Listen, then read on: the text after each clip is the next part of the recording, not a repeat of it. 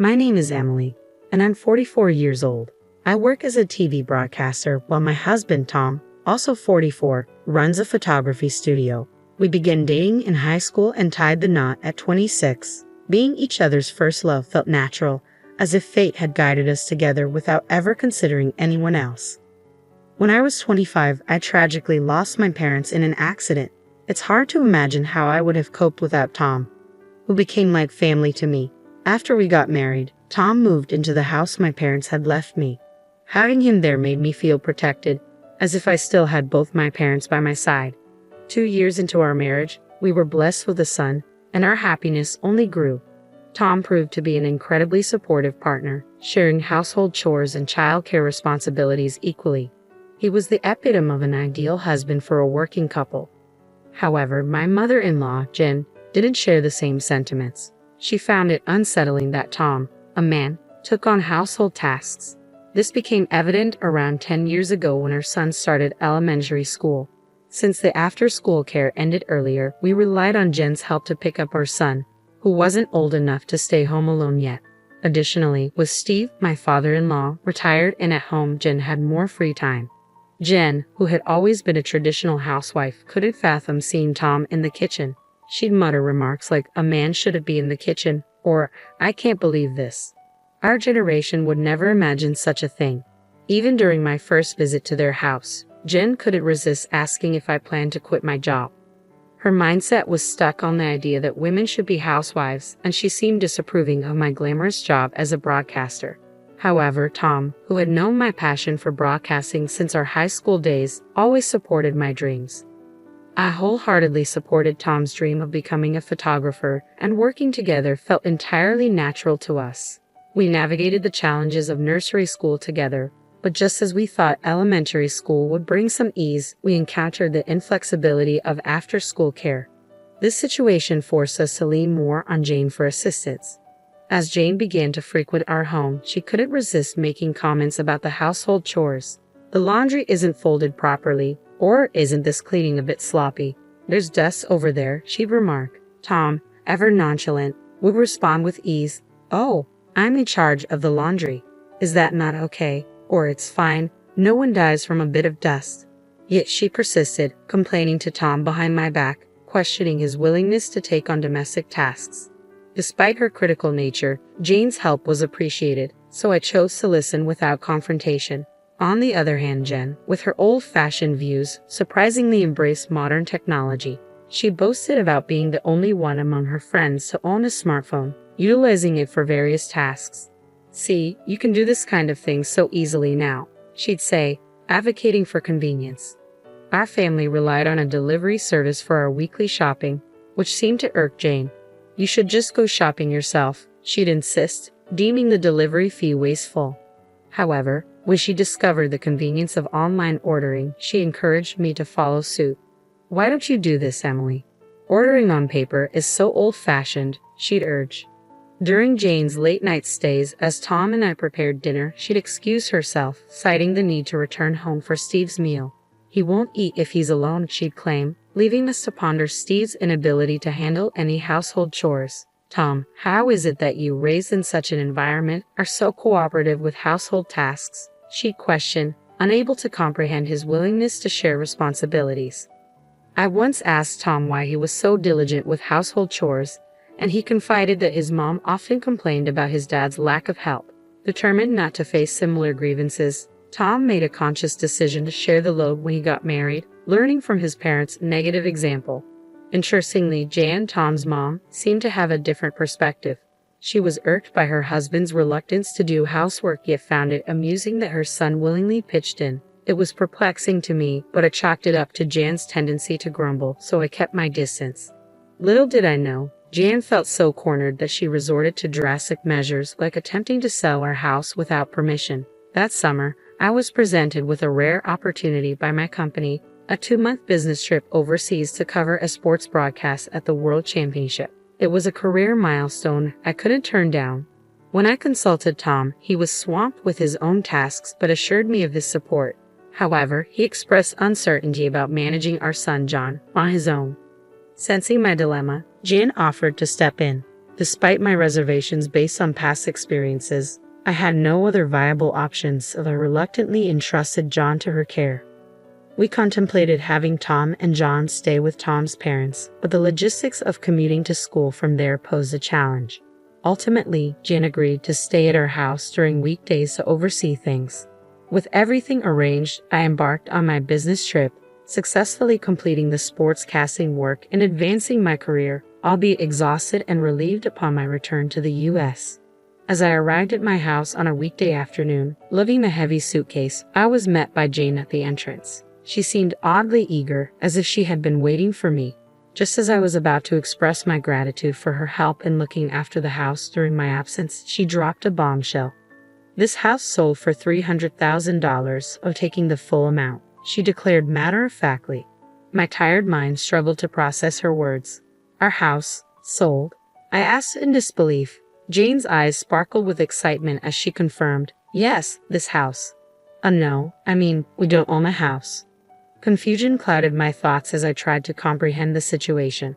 I insisted that we did indeed own the house, but Jane just laughed it off, accusing me of lying and claiming there was a registration certificate in my name. Feeling frustrated and getting nowhere in the conversation, I shifted gears, attempting to calm my racing heart. "Let's put that aside for a moment. Why are you selling it?" I asked, hoping for some clarity. Jane's response sent a shiver down my spine. "What belongs to the wife belongs to the husband, and therefore to me. I'm using it to build a new house," she explained, her eyes bloodshot with determination. Suddenly, a sense of fear crept over me. A new house. For us. Tom and I. But why? This way, Tom won't have to do household chores anymore. "I've been so sorry for him," Jane added, her voice tinged with an unsettling fervor. "I raised him not to do such things, and I won't allow Tom to do household chores in the future," she declared firmly, her expression resolute. As I pieced together the story, it became clear that shortly after our marriage, when Tom was in the kitchen, she had instructed him to let me handle such tasks. Tom, however, had politely declined, stating, "No, this house is Emily's. I have to do at least this much." Unfortunately, she misconstrued his words, believing that Tom only helped with chores because he was living in my house. In her mind, Tom didn't actually want to do household chores. He preferred to focus on his work. The concept of a working couple sharing household responsibilities simply didn't register with her. Furthermore, I later discovered that after Steve's retirement, their financial situation became precarious. His pension fell short of expectations, and finding re-employment proved challenging. Faced with insecurity about continuing to live in their rented apartment, they resorted to this unthinkable action. "No, this house isn't mine, and Tom thinks it's normal to do housework." I tried to interject, but Jen dismissed my words as lies, accusing me of interpreting things to suit myself. I knew I needed to gather more information before confronting her about her actions. "Where did you sell it?" I inquired, hoping to uncover the truth. "I sold it to AA Real Estate." They did an easy online assessment, and the sale went smoothly, she explained casually. It became evident that she had found a convenient online evaluation service and proceeded with the sale through them. The buyer was specifically looking for a house in our area, and they assured her that we wouldn't get such a high price anywhere else. Proudly, she proclaimed, "That's why you should be grateful. Selling a 20-year-old house for $300,000 is quite the feat, don't you think?" I found a reputable real estate agent, didn't I? Determined to verify her claims, I decided to research the real estate company online, hoping to uncover the truth. I attempted to reach them by phone, but my calls went unanswered. When I questioned Jane about whether she had visited the real estate company at the address provided, she simply replied, "No, I didn't go there. You don't need to do that nowadays." Frustrated by her lack of initiative, I insisted that she go to the address the next day, warning her that I wouldn't entertain further discussion otherwise. Reluctantly, she left. The following day, I received a distress call from Jane. Between sobs, she managed to convey, "It's not there. The real estate company doesn't exist at that address. There's only a dilapidated wooden house, seemingly uninhabited." Her admission left me dumbfounded, and I couldn't help but burst into laughter upon her return. Jane explained that in my absence, she had stumbled upon a house registration certificate in my name and mistakenly believed she could sell the house. She then engaged a real estate agent, who shamelessly assured her that even if she wasn't the owner, possessing the certificate was sufficient. Some people pass away, after all, they callously remarked, requesting our family register and signature certificate. Naively trusting their assurances, Jane provided all the requested documents. When the agent found a buyer, they demanded a deposit, half of the commission fee. Without hesitation, Jane transferred $4,800, half of the $9,600 commission on the supposed $300,000 sale. I dialed the police to shed light on the situation, and soon, 2 officers arrived at our doorstep. They enlightened us about the prevalence of internet fraudsters posing as real estate agents, a scheme that has become increasingly common. These scammers offer free property valuations, demand official documents, introduce a supposed buyer, collect a fee, and vanish into thin air. With numerous vacant houses and the ability to fabricate addresses for document delivery, such frauds have proliferated. The officers delved into the matter, questioning Jane, who trembled under their scrutiny. "Let me clarify," one officer began. "The house deed you provided belongs to your daughter-in-law, correct?"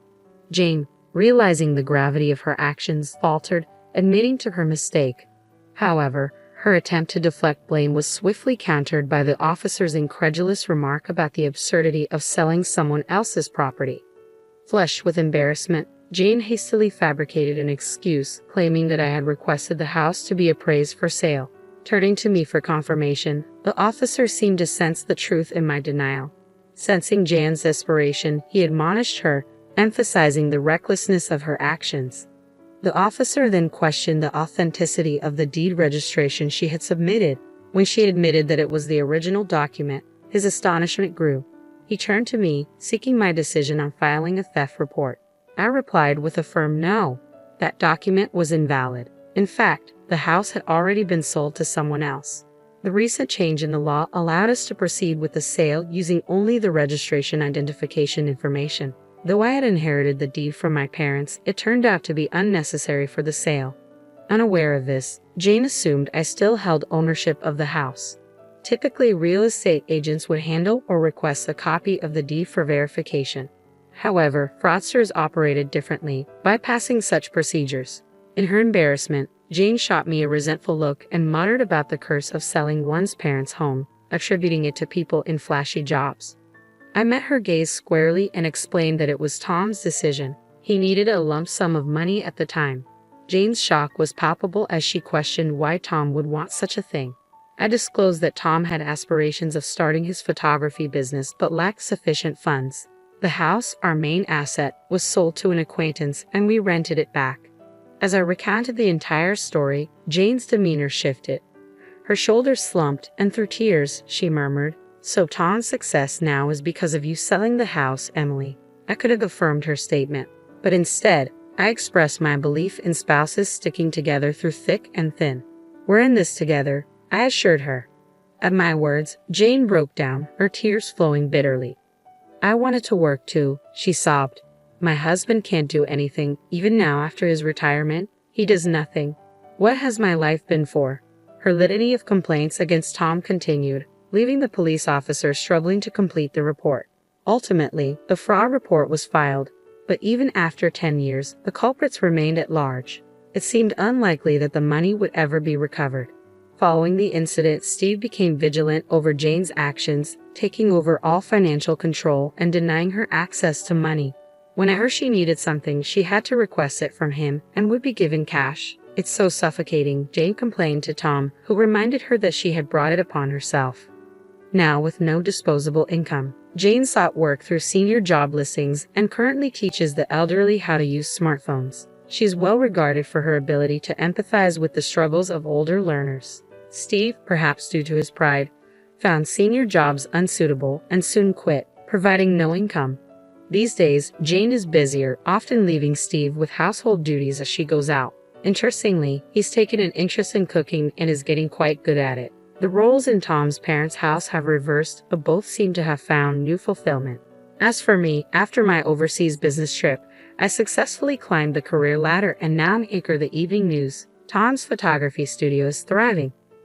And we've managed to save enough to consider buying back and renovating the family home. We're grateful to our acquaintance for allowing us to keep the house despite the outrageous incident. It worked out well for Tom's parents in the end. Our son is turning 17 and approaching adulthood, so I shared this story with him as a cautionary tale about internet fraud. However, to preserve his grandparents' dignity, I've kept the part about them trying to sell our house a secret.